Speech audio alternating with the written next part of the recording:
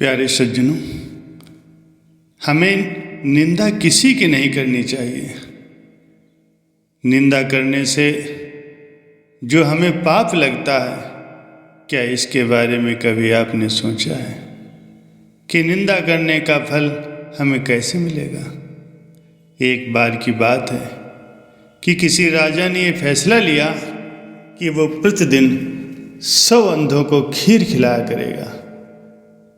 एक दिन खीर वाले दूध में सांप ने मुंह डाल दिया और दूध में विष हो गया और उस जहरीली खीर को खा करके 100 के 100 अंधे व्यक्ति मर गए। राजा बहुत परेशान हुआ कि मुझे 100 आदमियों की हत्या का पाप लगेगा। राजा परेशानी की हालत में अपने राज्य को छोड़कर जंगलों में भक्ति करने के लिए चला गया ताकि इस पाप की माफ़ी मिल सके। रास्ते में एक गांव आया। राजा ने चौपाल में बैठे हुए लोगों से पूछ लिया कि क्या इस गांव में कोई भक्ति भाव वाला भी परिवार रहता है, ताकि उसके घर आराम से रात काटी जा सके। चौपाल में बैठे हुए लोगों ने बताया कि इस गांव में 2 भाई बहन रहते हैं जो कि खूब बंदगी करते हैं। तो राजा उनके घर पहुंचा और रात ठहर गया। सुबह हुई, राजा उठा तो वो लड़की सिमरन पर बैठी हुई थी।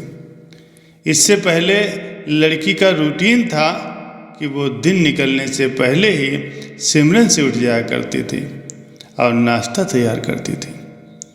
लेकिन उस दिन वो लड़की बहुत देर तक सिमरन पर बैठी रही। जब लड़की सिमरन से उठी तो उसके भाई ने कहा कि बहन, तू इतना लेट क्यों उठी है?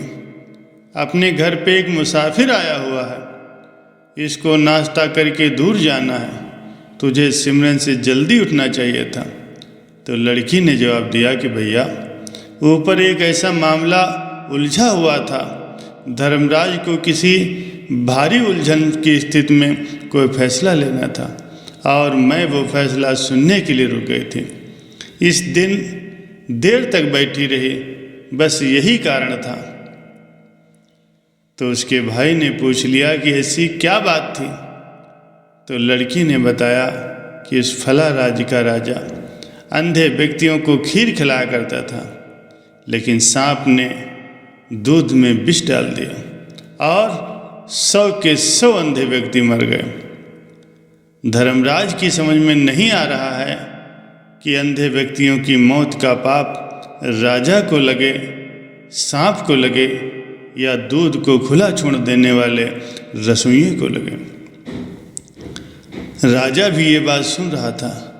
राजा को अपने से संबंधित बात सुन करके दिलचस्पी हो गई। उसने लड़की से पूछा कि फिर क्या हुआ? लड़की ने बताया कि अभी तक कोई फैसला नहीं हो पाया था। तो राजा ने पूछा, क्या मैं आपके घर एक रात और रुक सकता हूँ? दोनों भाई बहनों ने खुशी से उसको हाँ कर दी।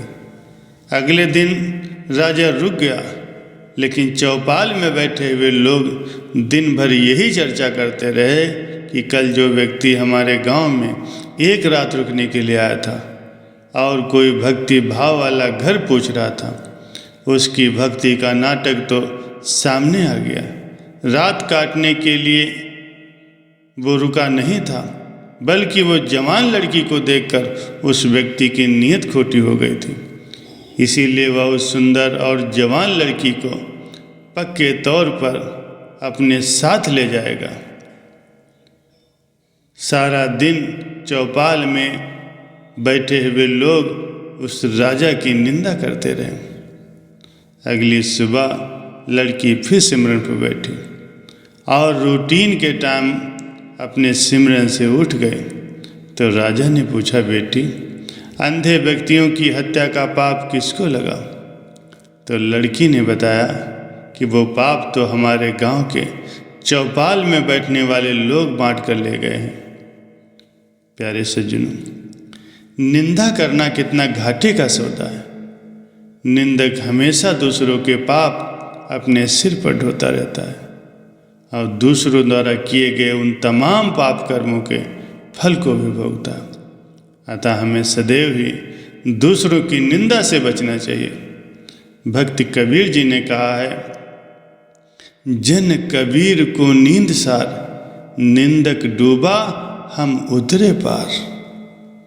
इसलिए सज्जनों, हमें कभी भी दूसरों की निंदा नहीं करनी चाहिए। सदैव दूसरों की अच्छाइयों को देखो और उनके अच्छे गुणों को अपने अंदर उतारो। प्यारे सज्जनों, लोग लड़ाई झगड़ा क्यों करते हैं? संतों की बहुत ही सुंदर सीख है। घमंड और अहंकार की वजह से इंसान खुद अपने रिश्तों को बिगाड़ लेता है। एक संत भिक्षा मांगकर अपना जीवन यापन कर रहे थे। वे रोज अलग अलग गांव में जाकर के भिक्षा मांगते थे। एक दिन वे गांव के एक बड़े सेठ के यहाँ भिक्षा मांगने पहुंच गए।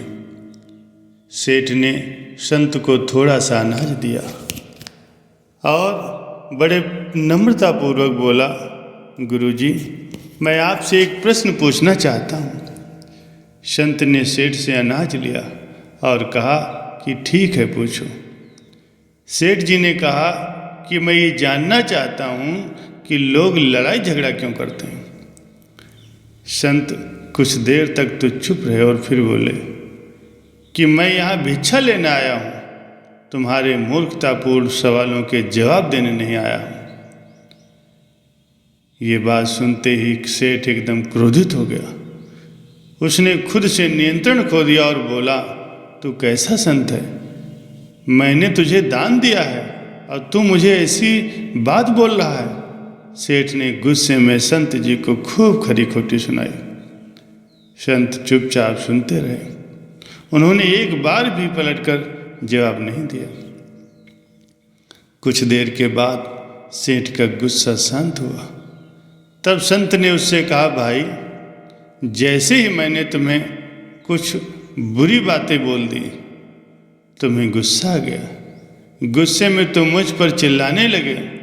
अगर इसी समय मैं भी क्रोधित हो जाता तो हमारे बीच बड़ा झगड़ा हो जाता। क्रोध ही हर झगड़े का मूल है और शांति हर विवाद को खत्म कर सकती है। अगर हम क्रोध ही नहीं करेंगे तो कभी भी वाद विवाद नहीं होगा। जीवन में सुख शांति चाहते हैं तो क्रोध को नियंत्रित करना चाहिए। क्रोध को काबू करने के लिए रोज ध्यान करें, भगवान के मंत्रों का जाप करें। इस कथा से हमें यही सार मिलता है कि घर परिवार हो या कार्यस्थल हो, हमें सदैव शांत रहना चाहिए। अगर कोई गुस्सा भी कर रहा है तो हमें उसका जवाब शांति से देना चाहिए। जैसे ही हमने शांति को छोड़ा और क्रोध किया तो छोटी सी बात भी बड़ा नुकसान कर सकती है, क्योंकि अच्छे गुणों के ही द्वारा हमें भजन सुमरन में रस आएगा और हमारा ये लोक भी सुखी होगा और परलोक भी सुहेला हो जाएगा।